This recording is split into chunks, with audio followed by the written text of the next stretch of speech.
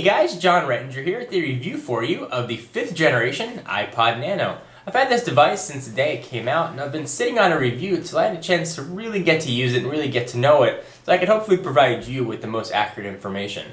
In previous videos, I've discussed the video recording capabilities, the video effects capabilities, and really the highlights of the iPod Nano. But let's get to the review. But before, let's just review the specs very quickly. It comes in 8GB or 16GB flavors, really the same size. The 8GB is going to run you $149. The 16GB is going to run you $179. It's got a 2.2-inch diagonal display, which actually really does look quite nice and is noticeably larger than the last generation. It does record video. On the back, there's a little video camera. It'll record in H.264 VGA resolution, which means it comes in at 640 by 480, so not HD, and up to 30 frames per second. It also has 15 real-time effects. So that's all technical stuff. What does that mean? Well, it does not record in HD, but it does record video at a very high quality. If you want to see a comparison of video versus, say, the Flip Minnow HD, I'll put a link to that in the sidebar, and maybe somewhere around here you can click and see the comparison head-to-head. The Nano really did stack up quite nicely against an HD camera. Certainly it's not HD, but the video and especially the audio quality that came out of it were really very impressive.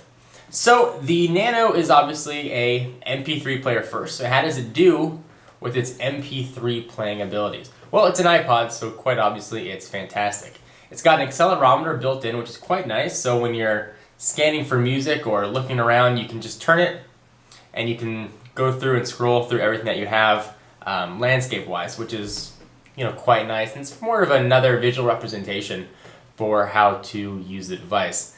One other thing that this has is a built-in speaker, which is quite loud. So like the iPhone or the iPod Touch, when you want to listen to music without headphones, you can now do that right on the Nano. The speakers are quite loud and certainly more than ample for listening to music. It also has a built-in pedometer, which works quite nicely. It's got voice control, so you can tell it to really do what you want, sort of as you would almost with an iPod Shuffle, the new generation iPod Shuffle at least. It does really just work as advertised. It's got the shake to shuffle functionality, and it's quite small and pocketable. Now, one of the questions that I get quite a bit is, why would I get a Nano? I already have an iPhone or an iPod Touch. And I thought about that for quite a bit, and I think Apple really hit the nail on the head with the iPod Nano, and here's why. People are going app crazy nowadays, downloading tons and tons and tons of applications on their phones. Personally, I've got 6 pages of applications on my iPhone, and those take up space. Also, now being able to record video, I find myself recording a lot of things that ordinarily I wouldn't, and that takes up space as well. So whether you've got a 60GB iPhone or a 32GB iPhone, space may be at a premium. You may want something that just holds your music, so you can free up that space for video, TV shows, movies, applications, whatever else you might have. I think that's where the Nano really comes in. This thing is so small, you can just drop it in your pocket and have no idea that it's there and get completely lost. Or if you've got an iPod Touch and you wish you had video recording capabilities, you're out with some friends and you want to, record someone doing a skateboard trick or whatever it is you're doing, you can now just bust out your Nano, take a quick video, throw it in your pocket, upload it when you get home, and see your friend fall on his face. So I think the Nano really does have a very big niche. I think it services a lot more people by having the video recording functionality.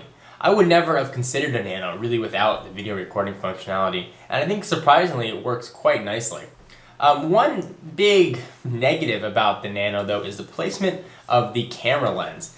Any way you hold it while recording, your finger seems to always be right close to on top of it. Really, no matter what you're doing, you have to be very careful about how you're holding it to make sure your finger does not go and hit the device. Just something to keep in mind, certainly not a deal breaker. So who do I recommend the iPod Nano to? That's another question that I get quite a bit. Well, if portability is important to you, if you're a gym rat and you always want something that you can take to the gym, but a screen is something that you need to have, the iPod Nano is a fantastic way to go. If you're a runner and you can just strap the thing onto your arm, clip it onto your belt, throw it in your pocket, the Nano is absolutely fantastic, and the pedometer feature really only adds to that. If you want something separate to hold your music, if your iPhone is filled up or your old iPod Touch is filled up. If you want a speaker to listen to music, it's a great way to go. It also has a voice dictation functionality, so if you're a college student and you want to record your professor taking notes, this is now a perfect device to do everything.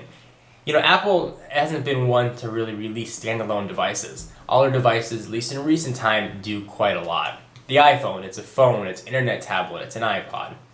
And, that tradition really keeps true with the iPod Nano. It's not just an MP3 player. It's now a video recorder. It's now an audio recorder. It's now an external microphone, external speaker, it's speedometer. It does so many things that it really is a jack of all trades, and it does them all well. So I can 100% recommend the iPod Nano. I think it's a great buy at $149 or $179 respectively, depending on what sizes you want. Comes in a ton of different colors, and I think that if you're in the market for an MP3 player, the Nano is a fantastic way to go. Anyway, guys, hope you enjoyed. For exclusive content, check me out on Twitter, twitter.com/John4Lakers. And to learn more about TechnoBuffalo, technobuffalo.com. I'll see you guys in the next video. Bye-bye.